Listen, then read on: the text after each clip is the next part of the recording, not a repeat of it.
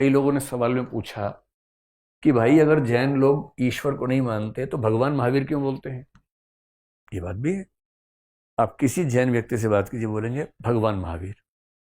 फिर पूछो भगवान को मानते हो, नहीं मानते। ये कैसे हो रहा है?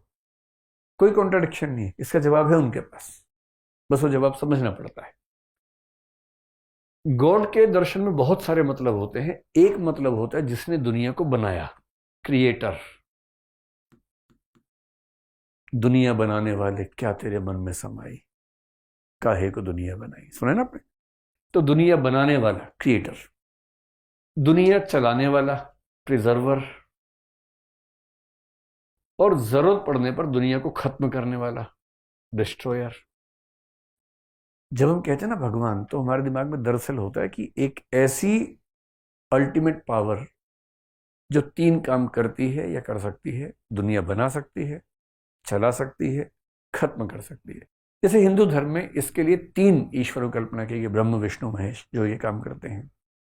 कुछ धर्मों में एक ही ईश्वर है, जैसे इस्लाम में खुदा है, ईसाइयत में गॉड है, यहूदी धर्म में याहवे हैं। एक ही गॉड है, वो तीनों काम करता है। तो किसी धर्म में ये तीनों काम करने के लिए एक गॉड है, किसी में तीन ईश्वर हैं, और कोई धर्म कह सकते हैं कि हम तो ईश्वर को मानते हैं। तो जैन दर्शन क्या कह रहा है? इस सेंस में, जिस सेंस में आप कहते हैं कि ईश्वर ने दुनिया को बनाया है, चलाता है, डिस्ट्रॉय करता है, इस सेंस में हम ईश्वर को नहीं मानते, एकदम नहीं मानते, रत्ती भर नहीं मानते। तो फिर किस सेंस में मानते हैं भाई? उन्होंने कहा ध्यान से देखिए कि जो हमारा जीव का कंसेप्ट है, आत्मा का जो कंसेप्ट है, हमने आत्मा के अंदर पहले ही चार विशेषताएं बता रखी हैं, जो मैंने आपको हिंट किया था उस समय। जीव के अंदर ही अनंत ज्ञान, अनंत शक्ति, अनंत आनंद पहले से शामिल है। चौथी छोड़ भी दें, अनंत दर्शन छोड़ भी दें, तीन शामिल है। और आमतौर पर जिसको बाकी धर्मों के लोग कहते हैं गॉड, उसकी विशेषताएं तो आत्मा में ही शामिल कर रखी है हमने, और आत्माएं बहुत सारी हैं। तो आप एक सेंस में कह सकते हैं कि हम अथीस्ट हैं, हम ईश्वर को नहीं मानते। एक सेंस में आप कहिए कि हम पॉलीथीस्ट हैं, बहुदेववादी, हम बहुत सारे ईश्वर मानते हैं। हर जीव के अंदर, हर शरीर के अंदर एक जीव है, और जीव के अंदर वो चार क्षमताएं हैं ही। फिर वो कहते हैं कि हम एक बात और कहते हैं कि जब कोई जीव बंधन में होता है तो ये चार चीजें छिप जाती हैं। हम जब जैसे हैं, छिपा हुआ है, हम सब बहुत सीमित लोग हैं। लेकिन जब कोई बंधन से मोक्ष की ओर आता है, मुक्त होता है, तो ये चार चीजें वापस आ जाती हैं।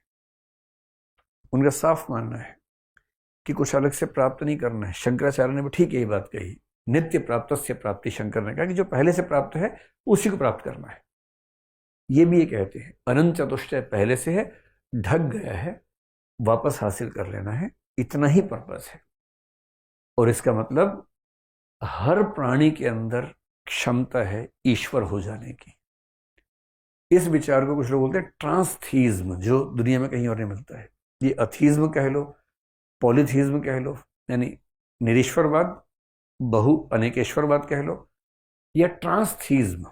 ट्रांसथीज्म का मतलब है कि ऐसे ईश्वर नहीं है, पर ट्रांजिशन से कोई भी ईश्वर बन सकता है।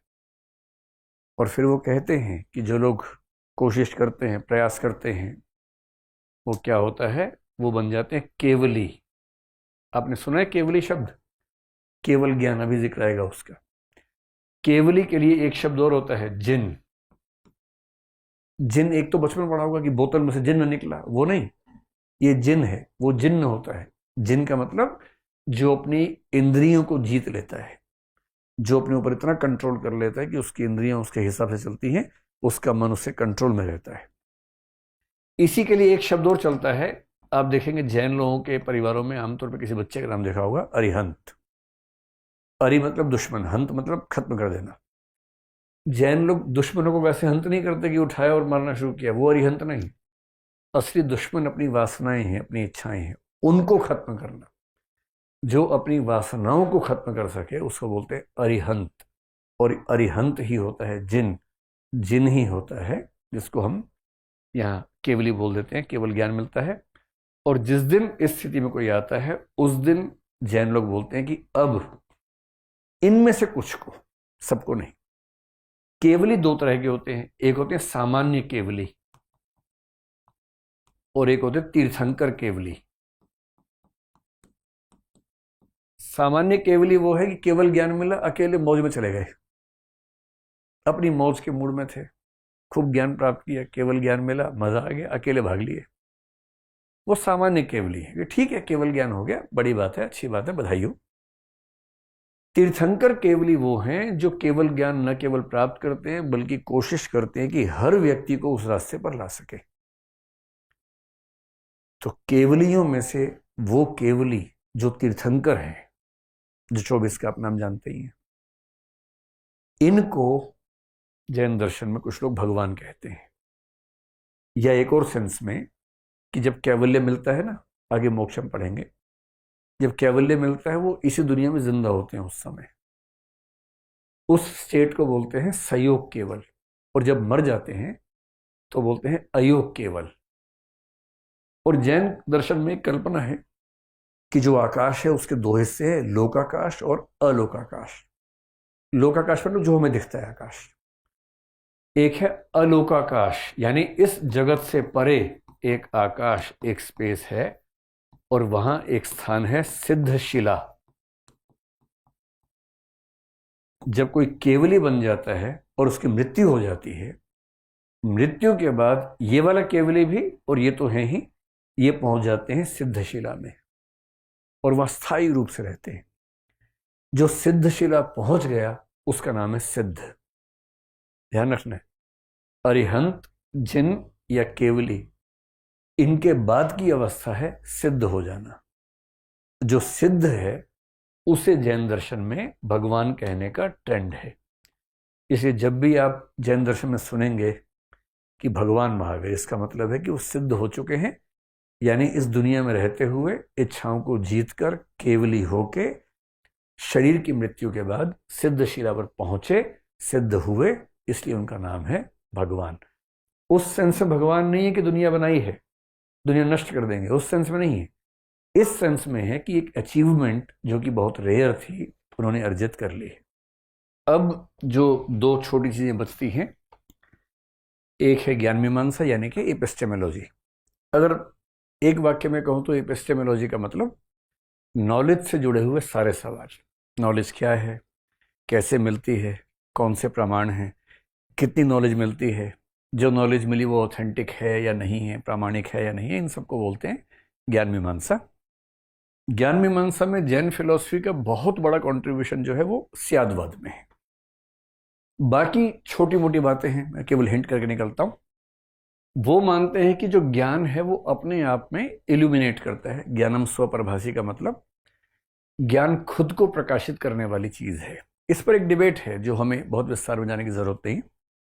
कुछ लोग मानते हैं कि ज्ञान अपने आप को प्रकाशित नहीं करता बल्कि ज्ञान प्रकाशित होता है, कुछ कहते हैं ज्ञान प्रकाशित करता है। तो जैन फिलोसफी ये मानती है ज्ञान खुद को प्रकाशित करता है और आत्मा में मूल रूप में ज्ञान होता ही, हमने डिस्कस किया था, जो अनंत चार चीजें हैं। आप रिकॉर्डिंग कर रहे हैं क्या? क्योंकि फ्लैश ऑन है आपका, फ्लैश ऑफ करके रिकॉर्डिंग करते हैं छुप के।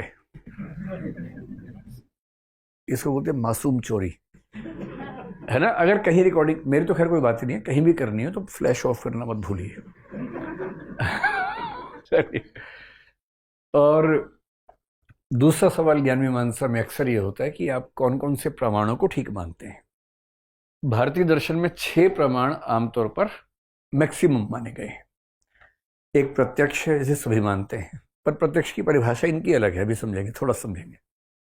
अनुमान को 4 भाग छोड़ के सब मानते हैं, 8 मानते हैं, यही मानते हैं। एक शब्द प्रमाण है। प्रत्यक्ष तो आपको पता है, जो सामने दिख रहा है वो प्रत्यक्ष है। अनुमान का मतलब है एक्स को देख के समझ जाना कि वाई हुआ है। जैसे आप सुबह उठे, निकले, देखा सारी सड़कें गीली हैं, आप क्या सोचेंगे? रात को बारिश हुई थी, है ना। ये अनुमान है। तीसरा होता है शब्द। शब्द का मतलब होता है कि किसी ऑथेंटिक व्यक्ति ने कहा तो मान लेना उसको। कोई साइंटिस्ट अगर साइंस के बारे में आपसे कह रहा है, कोई डॉक्टर आपका एक्सरे देख के कुछ बता रहा है तो आप मान लेंगे, क्योंकि भाई वो ऑथेंटिक व्यक्ति है, उसको पता है, आपको नहीं पता है। ये शब्द प्रमाण होता है।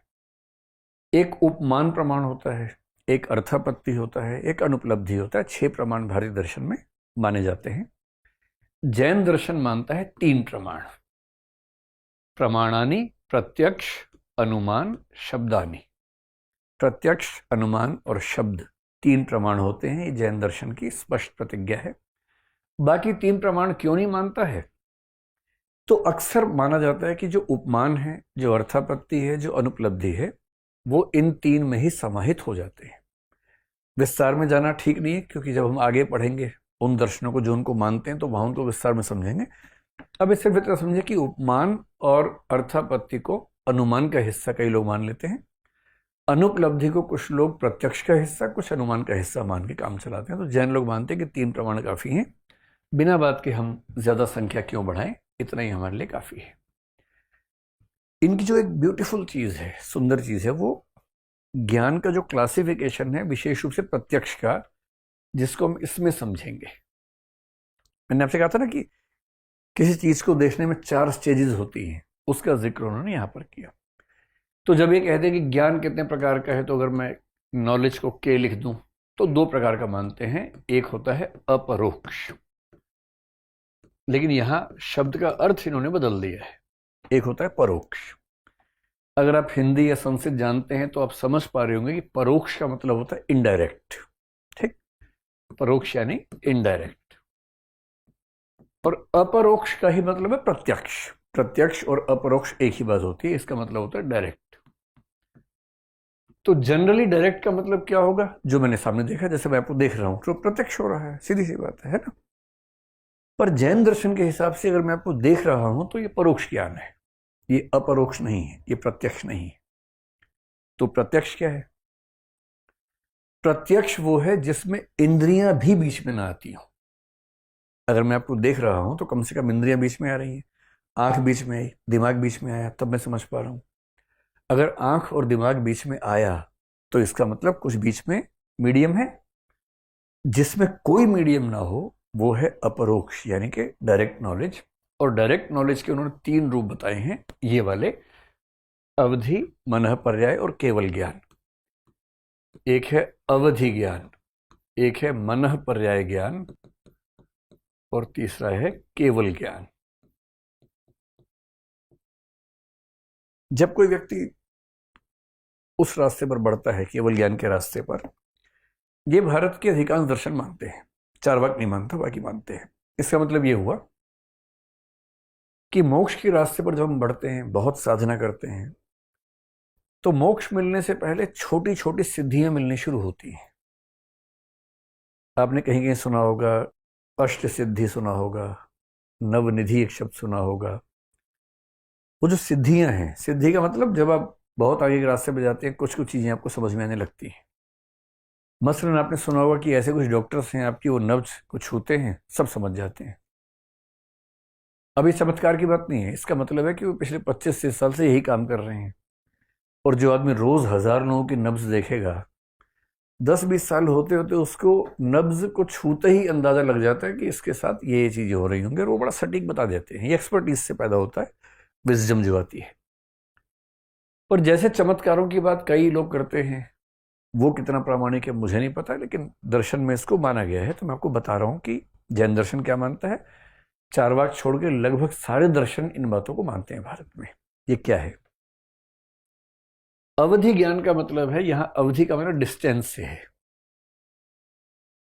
जब ऐसा होने लगे कि आप बहुत दूर देश या दूर स्थान की चीजों को जान पा रहे हो।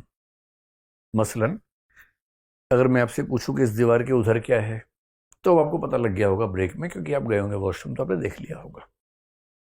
पर अगर मैं आपसे पूछूं कि इस दीवार के उधर क्या है, तो आपको नहीं पता है, क्योंकि आप कोशिश करेंगे तो भी दीवार जो लाइट की रेज है वहां से टकरा के आ गई, उसके बियॉन्ड आप नहीं देख पा रहे। फिर अगर मैं आपसे पूछूं कि ये बताओ कि आज से 100 साल पहले यहां पर क्या था, आप नहीं बता पाएंगे। ये तो हिस्टोरिकल कोई सोर्स है आपके पास, तो आपने देख के बता दिया, वरना नहीं बता पाएंगे। पर यदि किसी व्यक्ति के जानने के प्रोसेस में टाइम और स्पेस की दीवारें टूट जाएं, वो यहां बैठकर बता सके कि इस समय अमेरिका के इस शहर के इस घर के अंदर ये हो रहा है, जिसको मिस्टिकल लोग एस्ट्रल ट्रेवलिंग एक शब्द चलता है उसका इस्तेमाल करते हैं। ये अवधि ज्ञान है, बहुत दूर, बहुत अलग टाइम की किसी चीज को जानना। जैसे कोई ये कहे कि भाई 1857 को मैंने अपनी आंखों के सामने देखा है, अवधि ज्ञान से देखा है, मैं उस टाइम में पहुंच गया था, मैं उस स्पेस पे पहुंच गया था, ये अवधि ज्ञान है। मनः पर्याय ज्ञान का मतलब है किसी दूसरे व्यक्ति के मन के भीतर प्रवेश करके पढ़ लेना कि उसके मन में क्या चल रहा है। हम तो एम्पैथी जानते हैं थोड़ी बहुत, और एम्पैथी का मतलब थोड़ी क्षमताएं बढ़ाने से आप किसी के चेहरे के भाव से, बोलने के तरीके से अंदाजा लगा सकते हैं कि उसके मन में क्या चल रहा है। पर वो तो अनुमान हम कर रहे हैं ना। ये कह रहे हैं कि एक लेवल साधुओं का, मुनियों का ऐसा आता है कि वो किसी भी व्यक्ति के मन में प्रवेश करके जान सकते हैं कि उसके मन में क्या चल रहा है, एग्जैक्टली जान सकते हैं। मैं इन दोनों बातों के बारे में ना समर्थन में कुछ कह रहा हूं, ना विरोध में कुछ कह रहा हूं। विरोध में इसलिए कि मैं कौन होता विरोध करने वाला, समर्थन इसलिए नहीं कर सकता कि मैंने ऐसा देखा कभी नहीं अब तक। और जिन दो चार लोगों से मेरा पाला पड़ा, मैंने 4 सवाल पूछे, वो जवाब दे नहीं पाया। उसके बाद मैं जैन दर्शन की बात नहीं कर रहा, कोई भी ऐसा व्यक्ति जब मुझे मिला, तो विरोध करने का फर्क इसलिए मतलब नहीं क्योंकि क्या पता कुछ लोग ऐसे होते हो जो हम नहीं जानते। तीसरा है केवल ज्ञान। केवल ज्ञान है एब्सोल्यूट। एब्सोल्यूट का मतलब आपको ध्यान होगा स्व पर्याय पर पर्याय। एक वस्तु को जानने के लिए सभी वस्तुओं को जानना है, और सभी वस्तुओं को केवल वही जान सकता है जो केवल ही है। तो केवल ज्ञान का मतलब जो पूरे ब्रह्मांड को जानता हो, हर चीज को जानता हो, परमार्थ के स्तर पर जानता हो, उसको बोलते हैं केवल ज्ञान। और ये तीनों ज्ञान केवल उन व्यक्तियों के बस की बात है जो अध्यात्म के रास्ते पर या कैवल्य के रास्ते पर आगे बढ़ चुके हैं। जो आम लोग हैं, मेरे जैसे, आपके जैसे, उनके लिए ये ज्ञान नहीं है। जैन दर्शन कहता है कि उसको हम बोलेंगे परोक्ष ज्ञान। जो बाकी ज्ञान है वो सारा परोक्ष ज्ञान है, यानी कि इनडायरेक्ट नॉलेज है। तो जो इनडायरेक्ट नॉलेज है या परोक्ष ज्ञान है, उस परोक्ष ज्ञान के लिए उन्होंने कहा कि इसके हम 2 हिस्से कर देते हैं। एक कर देते हैं मति ज्ञान। मति क्या होता है? मति माने बुद्धि, माइंड। और एक होता है श्रुति ज्ञान या श्रुत ज्ञान। श्रुति क्या होता है? सुनना, कुछ सुनना। तो श्रुति ज्ञान का बेसिक मतलब वही है जिसको हमने भी कहा था शब्द प्रमाण, कि यदि कोई प्रामाणिक व्यक्ति कहे तो मान लो उसको। जैन फिलॉसफी के हिसाब से जो जैन आगमों में बातें लिखी हैं वो श्रुति ज्ञान है, उसको मानना चाहिए। मति ज्ञान का मतलब है जैसे बुद्धि का इस्तेमाल हो। बुद्धि का इस्तेमाल हो तो उसके भी 2 ज्ञान हैं। उनमें से दूसरे का नाम है अनुमान। जैसे सुबह सुबह देखा पानी भरा हुआ है, आपने बुद्धि का इस्तेमाल किया कि पानी भरा है, कुछ हुआ होगा, शाम तक तो नहीं था, इस समय बरसात हुई होगी, रात को हुई होगी, या यमुना की कोई पाइप टूट गई होगी। जो भी आप अनुमान करेंगे, लेकिन वो बुद्धि से ही करेंगे, तो मति ज्ञान में अनुमान आता है। जो सबसे इंटरेस्टिंग चीज है वो है सामव्यावहारिक प्रत्यक्ष, जिसको हम बाकी दर्शनों के लोग प्रत्यक्ष कहते हैं, उसको ये लोग बोलते हैं सामव्यावहारिक प्रत्यक्ष। यानी आम व्यक्ति के जीवन में, व्यावहारिक जीवन में जिसको प्रत्यक्ष कहा जाता है। कौन सा प्रत्यक्ष? जैसे आप मुझे देख रहे हैं, मैं आपको देख रहा हूं, ये प्रत्यक्ष है। पर इनके यहां ये परोक्ष ज्ञान के एक भेद, मति ज्ञान का एक भेद सामव्यावहारिक प्रत्यक्ष बनता है। कैसे होता है? बहुत आसान भाषा में तुम कहते हैं कि मैंने देखा, दिख गया, बात खत्म हो गई। भारत के दर्शन के कुछ लोगों ने कहा नहीं, इतना सिंपल नहीं है। न्याय दर्शन की कमांड इस पर बहुत ज्यादा है, बहुत शानदार न्याय दर्शन ने कहा। और जो मैंने कहा अवधि ज्ञान, मनः पर्याय ज्ञान, वो न्याय दर्शन भी मानता है। वो उसको योगश प्रत्यक्ष नाम बोलता है कि योगियों को जो प्रत्यक्ष क्षमताएं पैदा होती हैं वो अलग किस्म की होती है। अब न्याय दर्शन ने कहा कि जब हम प्रत्यक्ष करते हैं तो उसमें 2 अवस्थाएं होती हैं। एक होती है निर्विकल्पक, एक सविकल्पक, इनडिटर्मिनेट, डिटर्मिनेट।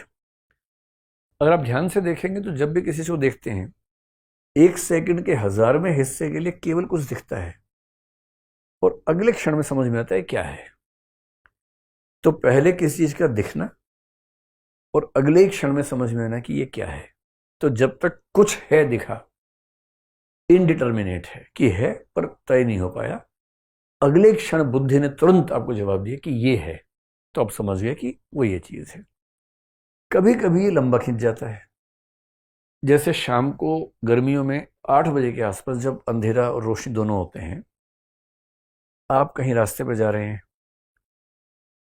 और आपके सामने एक काले रंग की रस्सी ऐसे गोल घूम के ऐसे मुद्रा में रखी हुई है किसी ने। अंधेरा इतना नहीं है कि आपको दिखाई नहीं, आप डांस करते करते निकल गए।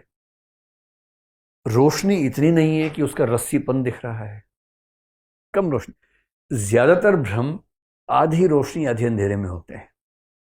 भ्रम का एक टाइम होता है स्पेसिफिक, उस टाइम पे सबसे ज्यादा इल्यूजन्स होते हैं किसी को भी। इतनी रोशनी है कि आपको आकृति सांप की दिख रही है, इतनी नहीं है कि उसका रस्सीपन उभर के दिख रहा हो। अंधेरा इतना नहीं है कि दिख ही नहीं रहा। भाई अमावस की रात में सांप भी यूं करता रहे, क्या फर्क पड़ेगा, आप गाना गाते हुए निकल जाएंगे। सांप की क्या हो जाएगी, अपमान हो जाएगा सांप का कि मैं इतना फन फैला के बैठा था और देखा तक नहीं मुझे, क्योंकि नजर नहीं पड़ी आपकी, है ना। तो ऐसे में क्या होता है कि आपको लग रहा है कि ये है कि वो है, ये है कि वो है, ये है कि वो है। लंबे समय तक आप इनडिटर्मिनेट स्थिति में चल रहे हैं, और फिर टॉर्च मारेंगे, ध्यान से देखेंगे, अच्छा अच्छा रस्सी है, अब डिटर्मिनेट हुआ। तो जनरली ये होता है एक आध सेकंड के 100वें हिस्से में, कभी कभी लंबा खिंचता है। जैन ऋषियों ने कहा कि नहीं, इसकी 2 नहीं 4 अवस्थाएं होती हैं। अगर आप बहुत बारीकी से देखें तो किसी चीज को देखने के 4 लेवल्स होते हैं, 4 स्टेजेस होती हैं।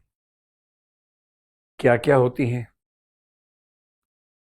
वो कहते हैं जो पहली स्थिति है उसका नाम है अवग्रह, दूसरी स्थिति का नाम है ईहा, तीसरी को बोलते हैं आवाय, और चौथी को बोलते हैं धारणा। ये 4 स्टेजेस हैं।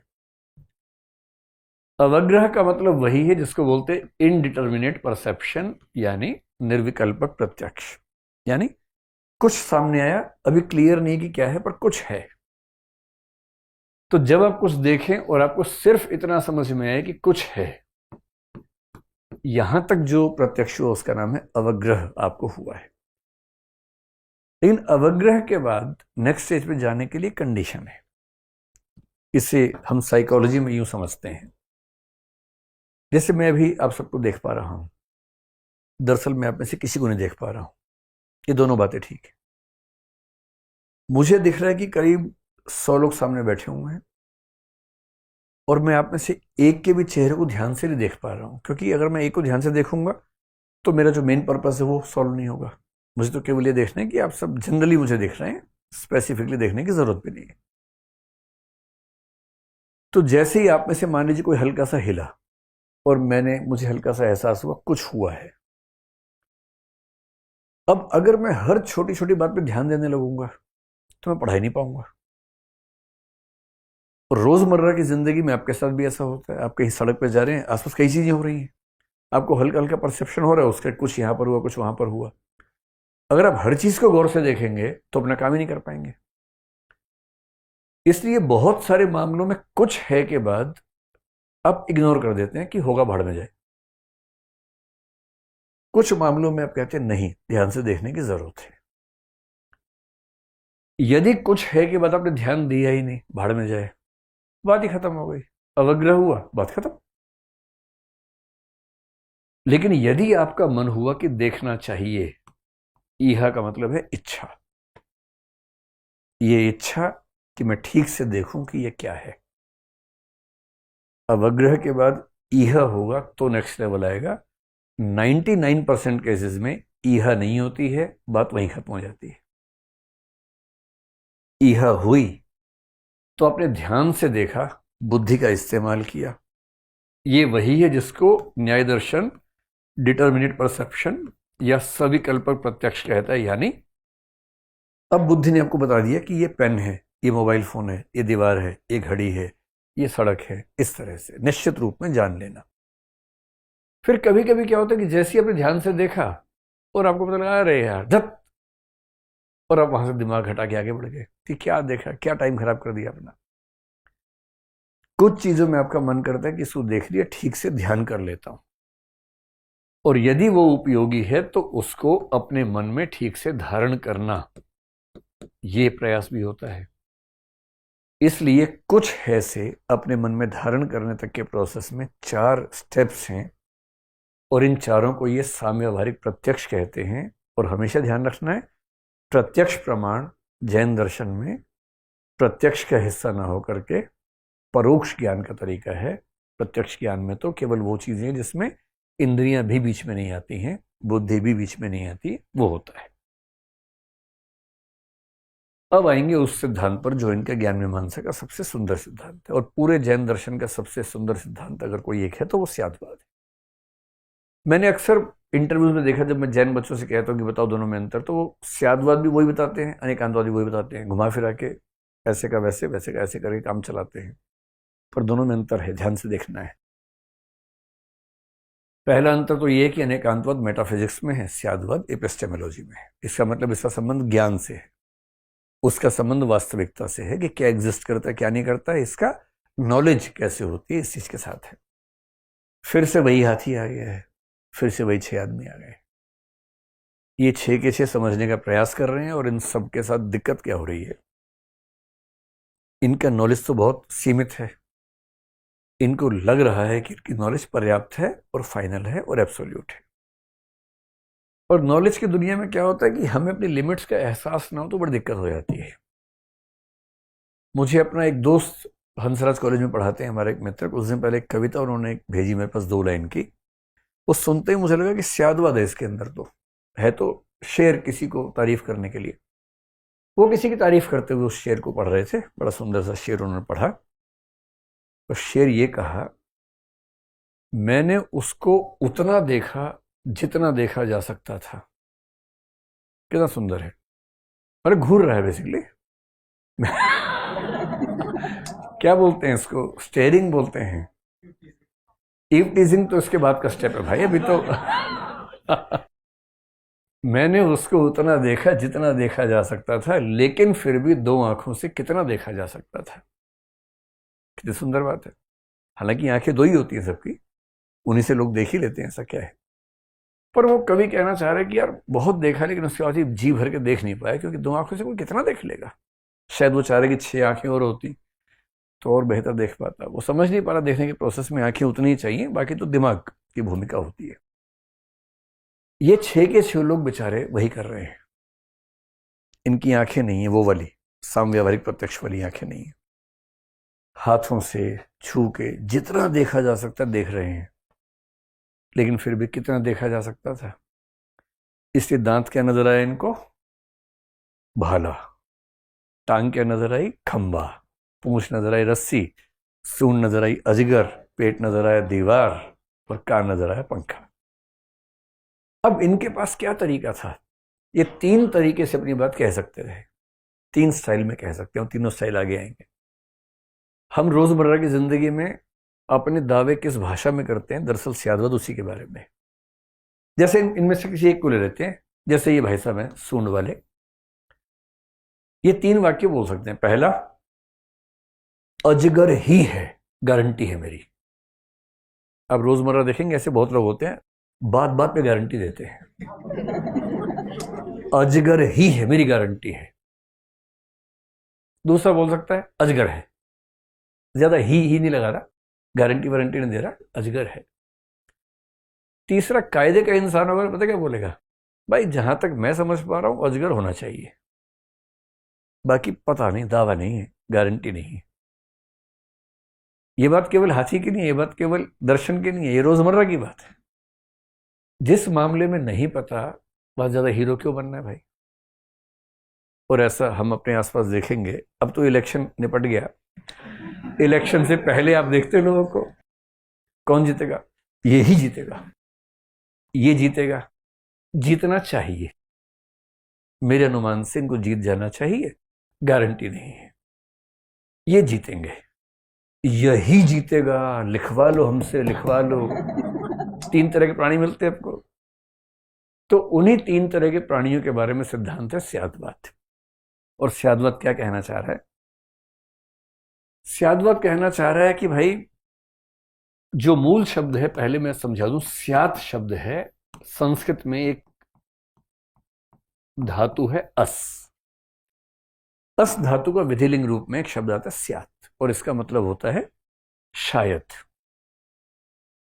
अस का मतलब होता है शायद, हो सकता है, प्रोबेबली। तो जो इसका लिटरल मतलब है वो तो यही है, प्रोबेबली की सेंस में, शायद की सेंस में। पर दरअसल जैन दार्शनिकों ने इस सेंस में इसको यूज किया नहीं है, इसलिए बड़ा कंफ्यूजन हो जाता है। और लोग मान बैठते हैं कि स्याद्वाद स्केप्टिसिज्म यानी कि संदेहवाद है, या एग्नोस्टिसिज्म यानी कि अज्ञेयवाद है। एग्नोस्टिसिज्म अब थोड़ा समझेंगे, जो आप उससे पूछ रहे थे ना, यहां उसका जिक्र आएगा। पहले मैं थोड़ा बताता हूं कि ये कहना क्या चाह रहे हैं, फिर इन दोनों से कंपैरिजन कर लेंगे हम लोग। स्यात् शब्द का मतलब भले ही ये हो, पर ये जो कहना चाह रहे हैं, इन्होंने जो इससे मतलब लिया, वो मतलब लिया सापेक्षतः, रिलेटिवली। रिलेटिवली इसका मतलब क्या है? इसका मतलब ये है कि अफ्रीका का आदमी अगर भारत में आ जाए, कल्पना कीजिए अफ्रीका में एक आदमी भूमध्य रेखा के ऊपर ही रहता है, उसका घर उसके ऊपर ही, घर के अंदर से निकलती है भूमध्य रेखा, और वो आदमी अभ्यस्त है 55 डिग्री 60 डिग्री के लिए आराम से।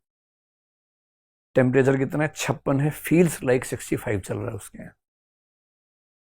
और उसको अचानक मौका मिला जून में दिल्ली आने का, और वो दिल्ली एयरपोर्ट से बाहर निकला, पहला वाक्य क्या बोलेगा? क्या ठंडक है यार, मजा आ गया,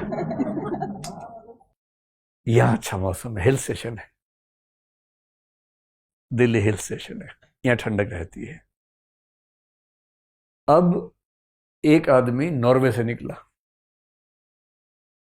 जहां जून का टेम्परेचर 9 और 6 डिग्री के बीच में रहता है, वो भी दिल्ली आ गया, वो भी निकला एयरपोर्ट से, साथ साथ निकले एक ही फ्लाइट से दोनों। इमेजिन कर लीजिए, ये क्या बोलेगा? ये बोलेगा भट्टी है कि शहर है, ये तो पूरा भट्टी के अंदर ही आ गया मैं तो। जबकि टेम्परेचर दिल्ली का जो भी है 45 मान लीजिए, वो तो ऑब्जेक्टिव बात है, वस्तुनिष्ठ है। आप टेम्परेचर नापने की कोई भी मशीन लगाएंगे 45 ही आएगा, अगर 45 है तो, वो ना 46 ना 44 होगा। पर उस ऑब्जेक्टिव रियलिटी का परसेप्शन, ऑब्जर्वेशन जब हम करते हैं तो अपने अपने नजरिए से करते हैं। और ये नजरिया केवल नजरिया नहीं है, इसके पीछे हमारी कंडीशंस काम कर रही हैं, हमारे एक्सपीरियंस काम कर रहे हैं। हम कौन से स्थान पे हैं, कौन से टाइम में हैं, कौन से बैकग्राउंड से हैं, वो डिपेंड कर रहा है। और इसका मतलब ये हुआ कि अगर मैं कहूं कि गर्मी है दिल्ली में और कहूं कि सर्दी है, दोनों बातें ठीक है। रिलेटिवली गर्मी है, अफ्रीका के रिलेशन में देखेंगे तो गर्मी है, सॉरी सर्दी है। यूरोप के रिलेशन में देखेंगे तो गर्मी है। तो दिल्ली में गर्मी है ये एब्सोल्यूट स्टेटमेंट नहीं है। किसी एक्स के रिलेटिवली दिल्ली में गर्मी है और वाई के रिलेटिवली दिल्ली में सर्दी है। और इसका मतलब यह हुआ कि अगर कोई कहता है कि दिल्ली में गर्मी है, ये अधूरी बात है, वो ठीक से समझ नहीं पाया। इसलिए जैन लोग बड़ी सुंदर बात कहते हैं कि भाई जब भी आप कोई बात कहो ना, अपने वाक्य से पहले स्यात् लगा दो। स्यात् का मतलब सापेक्ष रूप में। रोजमर्रा की भाषा में कहें तो मेरे हिसाब से, मेरी राय में, to the extent I understand, to the extent I know, as much as I feel, as much as I understand, ऐसे वाक्य शुरू करो। कोई आपसे पूछे भाई इलेक्शन में कौन जीतेगा, दावा नहीं करना, कहना to the best of my understanding this party will win, but I don't have any guarantee, I am not an analyst. जो मुझे फील हो रहा है बता रहा हूं, लेकिन वो सापेक्ष सी बात है, हो भी सकता नहीं भी हो सकता है। तो जैन लोग कितनी खूबसूरत बात कह रहे हैं कि भाई हमारा ज्ञान सीमित है, असीमित ज्ञान केवल केवली का है, हम सबका सीमित है। अगर ज्ञान हमारा सीमित है तो हमारी भाषा में दिखना चाहिए कि ज्ञान सीमित है। सीमित ज्ञान के साथ असीमित ज्ञान का दावा करने वाली भाषा सूट नहीं करती है। इलेक्शन से पहले कोई भी कैसे दावा कर सकता है कि ये जीतेगा, ये जीतेगा? अनुमानित तो है ना भाई। और अनुमान जब भी करेंगे, अनुमान की भाषा में होना चाहिए कि मेरा अनुमान है कि ये जीतेंगे, मेरा अनुमान है कि बड़ी मेजोरिटी से जीतेंगे, बेशक ये बोल लीजिए। मेरा अनुमान है कि जीतेंगे, कम मेजोरिटी से जीतेंगे, कम गैप से जीतेंगे। जो भी अनुमान करेंगे अनुमान की भाषा में करेंगे। और इसलिए जैन दर्शन ने कहा कि जब भी कुछ कहो ये कहो कि मेरी राय में सापेक्ष रूप से मुझे लगता है, प्रतीत होता है, तब आप जो वाक्य कहेंगे वो प्रामाणिक होगा, झूठ नहीं होगा, बिना बात का दावा नहीं होगा। इसको बोलते हैं स्यादवाद।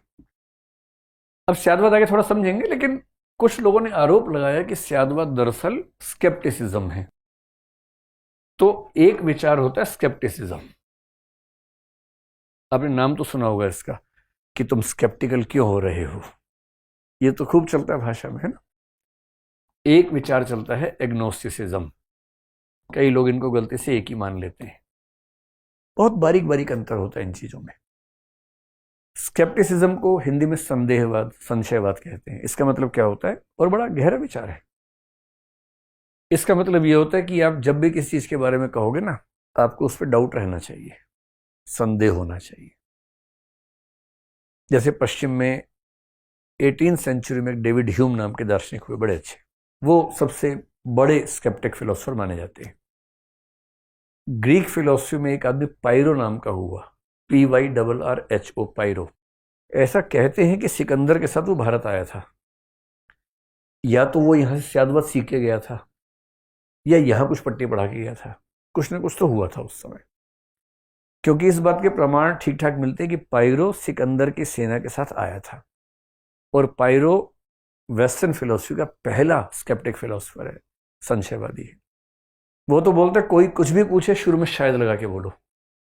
कोई पूछे आपका नाम क्या है, बोलो शायद ये है।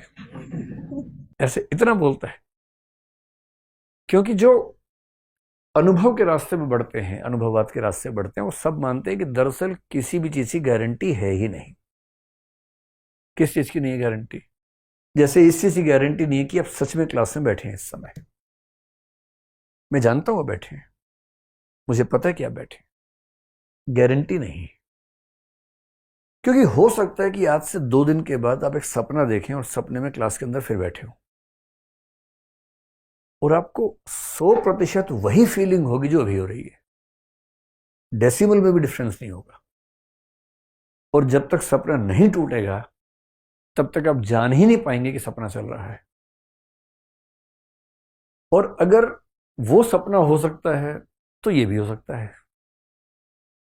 मैं जानता हूं कि नहीं है, भरोसा करेगा ना, मैं जानता हूं नहीं।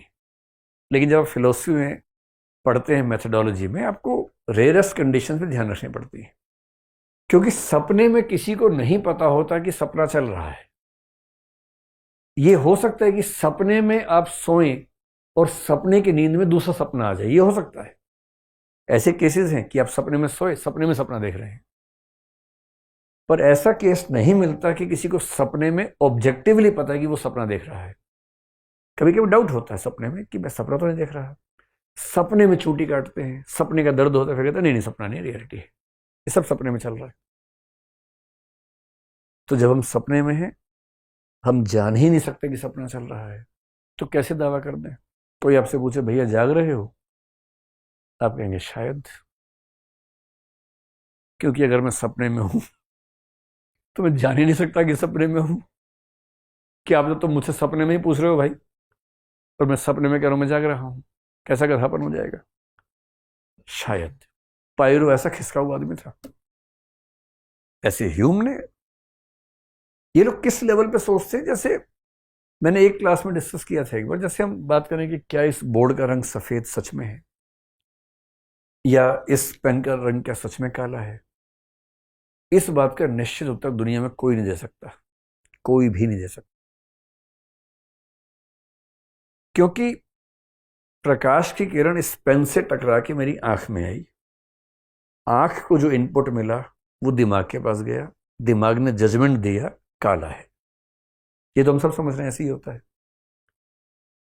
इस बात की संभावना हो सकती है कि इस पेन से आने वाली प्रकाश की किरण में कोई डिस्टोर्शन हुआ हो।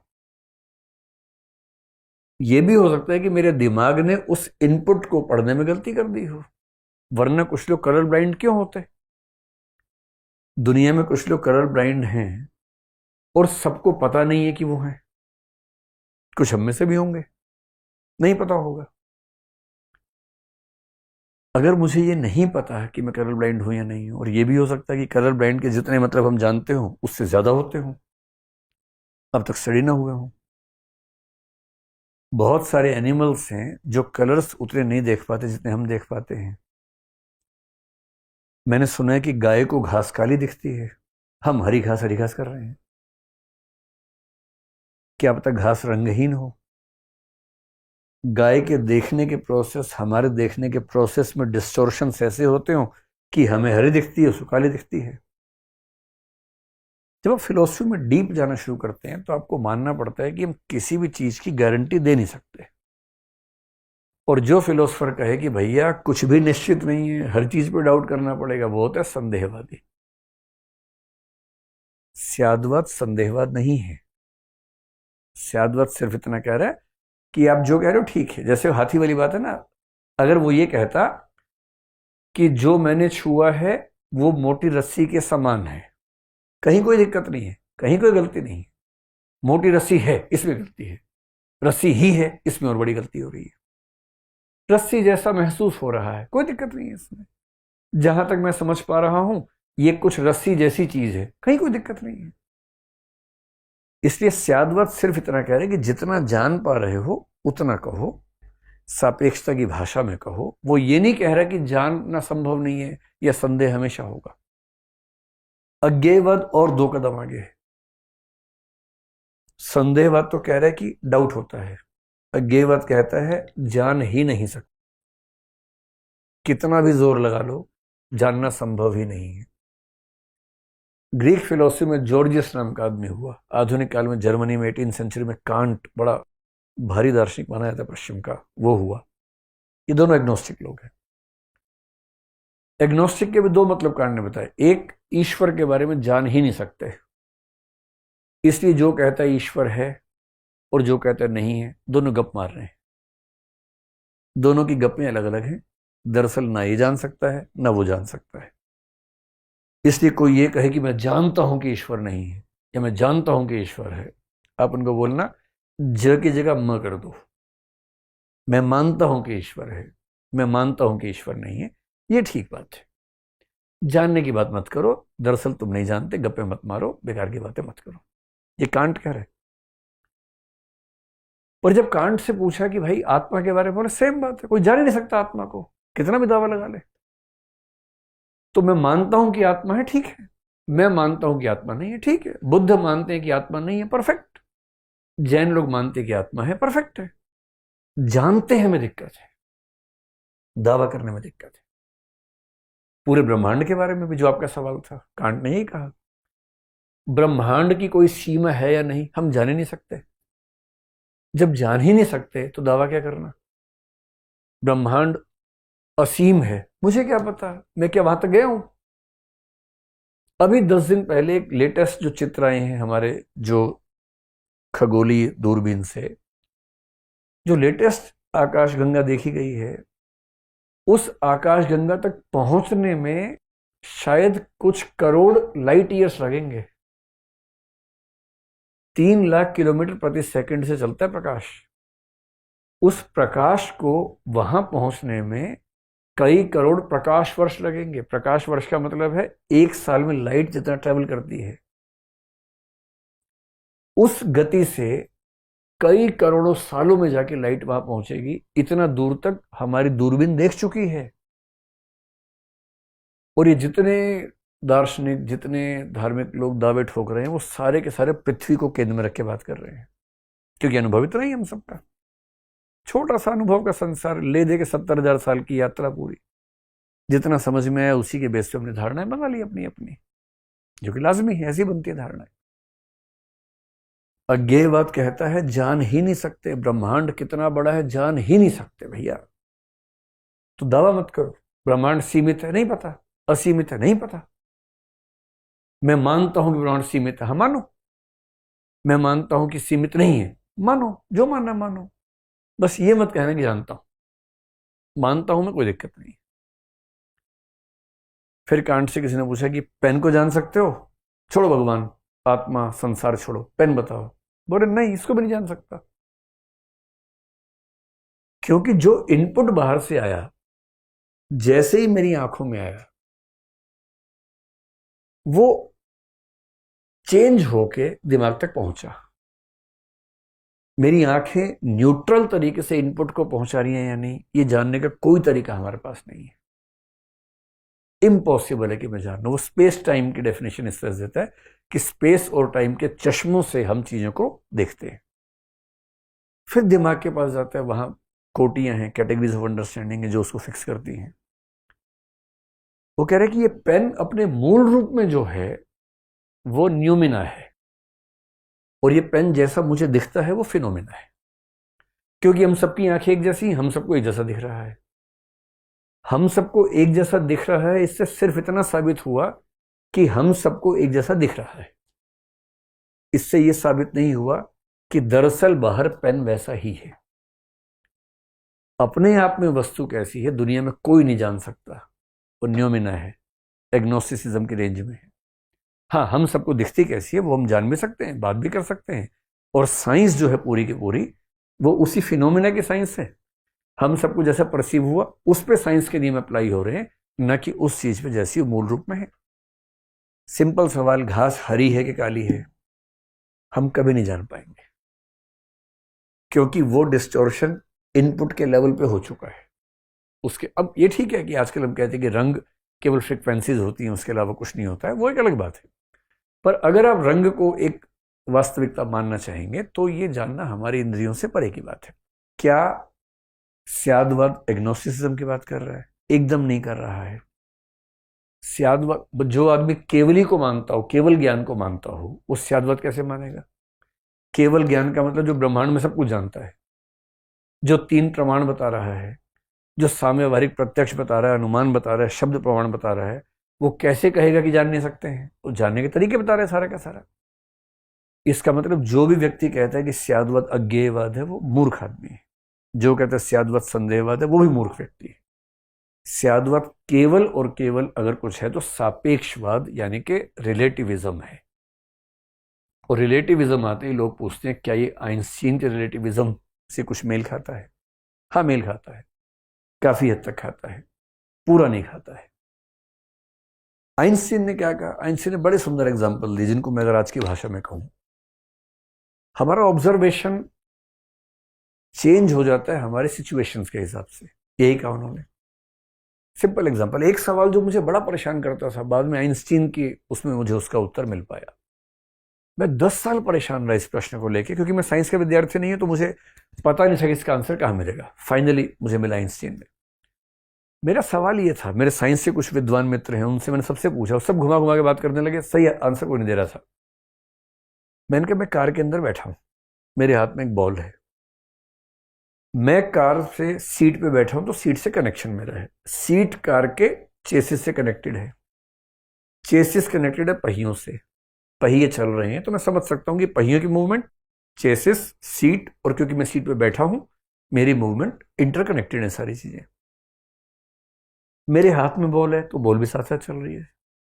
लेकिन अगर मैंने बॉल हवा में उछाली कार के अंदर, चलती हुई कार में, कार की स्पीड मान लीजिए 60 है, 70 कुछ भी है, अब जब बॉल उछाली तो उस समय बॉल का कनेक्शन किसी के साथ नहीं है।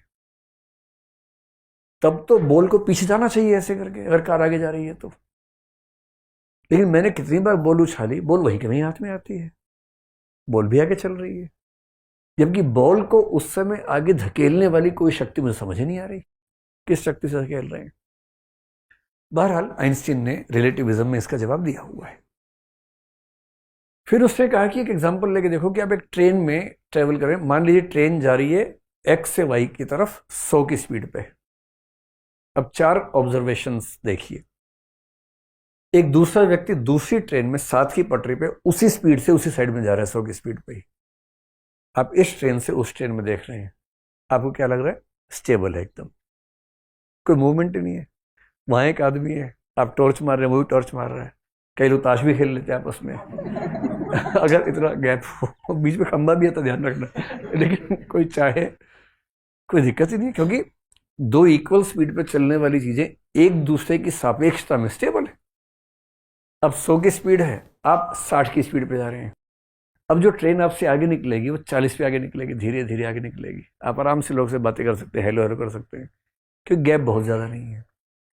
आप 100 की स्पीड में साथ में 120 वाला आ गया तो केवल 20 के अंतर से आगे निकल रहा है और स्लो निकल रहा है आगे। आप 100 की स्पीड में जा रहे हैं, एक आदमी खड़ा हुआ है, उसके लिए ट्रेन कैसे दौड़ दौड़ दौड़ करते निकलती है ऐसा करके, आप तो फील भी नहीं कर पा रहे। और 5वीं स्थिति, आप 100 की स्पीड पे ऐसे जा रहे हैं, यहां से एक ट्रेन 100 की स्पीड पे ऐसे आ रही है। अब दोनों ट्रेन से बैठे व्यक्तियों की नजर में दूसरी ट्रेन की स्पीड क्या होगी? 200 हो गई, जबकि स्पीड 100 ही है। किसी को 0 लग रही है, किसी को 20 लगी, किसी को 40 लगी, किसी को 100, किसी को 200 लगी। इसका मतलब हम किस सिचुएशन में हैं, उस सिचुएशन की सापेक्षता में हमारी ऑब्जर्वेशन चेंज होती है। उसने ये जरूर कहा कि कुछ चीजें सापेक्ष नहीं है, जैसे लाइट की स्पीड के लिए उसने कहा लाइट की स्पीड किसी भी कंडीशन में आप देख लीजिए ब्रह्मांड में, चाहे चलती ट्रेन पे देख लो, चाहे कहीं देख लो, वो स्टेबल रहेगी। तो ऑब्जेक्टिव रियलिटीज की बात आइंस्टीन ने की। आइंस्टीन का रिलेटिविज्म साइंस बैक्ड रिलेटिविज्म है, एक्सपेरिमेंट बेस्ड रिलेटिविज्म है। लेकिन फिलोसॉफिकल लेवल पर रिलेटिविज्म जैनों का भी कुछ कुछ वैसा ही है। वो भी तो ये कह रहे हैं कि हम जिस सिचुएशन में, उस सिचुएशन के हिसाब से किसी चीज को देखने का, समझने का नजरिया हमारा चेंज हो जाता है। और जो बात फिलोसफी के स्तर पर जैन दर्शन ने कही और भी कुछ लोगों ने कही, वो बात आइंस्टीन ने एक फिजिक्स के सिद्धांत के रूप में कही आगे चलकर। तो एक लिंक तो बनता ही बनता है। अब उन्होंने इसको समझाने के लिए, जो मैंने आपसे कहा ना कि 3 तरह से ये बात कही जा सकती है कि होगा ही होगा, होगा, हो सकता है। इन 3 बातों को समझाने के लिए जैन दर्शन ने 3 शब्दों का प्रयोग किया। सत एव, सत्य ही है, एव का मतलब ही है, सत्य कि सत्य है, स्यात् सत्य कि सापेक्ष रूप में सत्य है। कि 3 तरह की बातें हैं। एक है सत एव, सच ही है, एक है सत्य यानी कि सच है, और एक स्यात् सत्य, सापेक्ष रूप में सच ये है। इति यानी कि ये 3 है। त्रिधार्थो, ये 3 अर्थ हैं मियेत। इन तीनों के नाम बताए हैं। इन तीनों कैसे जानते हैं? सत एव को बोलते हैं दुर्नीति, सत को बोलते हैं नए, और स्यात् सत को बोलते हैं प्रमाण। अगर आप बोलेंगे दावे के साथ, वो जैन फिलोसफी में दुर्नीति या दुर्नय कहते हैं। 3 तरह की जजमेंट्स हैं, ये जजमेंट्स हैं 3 तरह के, और उनके स्टेटमेंट्स हैं। अगर आप ही लगा के बोल रहे कि ऐसा ही है, तो आप दुर्नय या दुर्नीति के लेवल पर हैं। अगर आप केवल एक पक्ष बता रहे हैं, ना जोर दे रहे हैं, ना ये बता रहे हैं कि शायद होगा, तो ये नय है। और नय का मतलब है एक देश विशिष्टो अर्थो नयस्य विषयो मत, कि एक पर्सपेक्टिव से आप कह रहे हैं, बस आप ये बता नहीं रहे कि मेरा पर्सपेक्टिव मात्र है, गलत भी हो सकता है, लेकिन आप एक पर्सपेक्टिव से बता रहे हैं। सबसे प्रामाणिक बात वो व्यक्ति करता है जो स्यात् सत कहता है। और स्यात् सत का मतलब सापेक्ष रूप में मैं ऐसा मानता हूं, मेरी राय ये है। और स्याद्वाद का सार इतना ही है कि क्योंकि हमारा ज्ञान सीमित है, तो हमें अपने ज्ञान के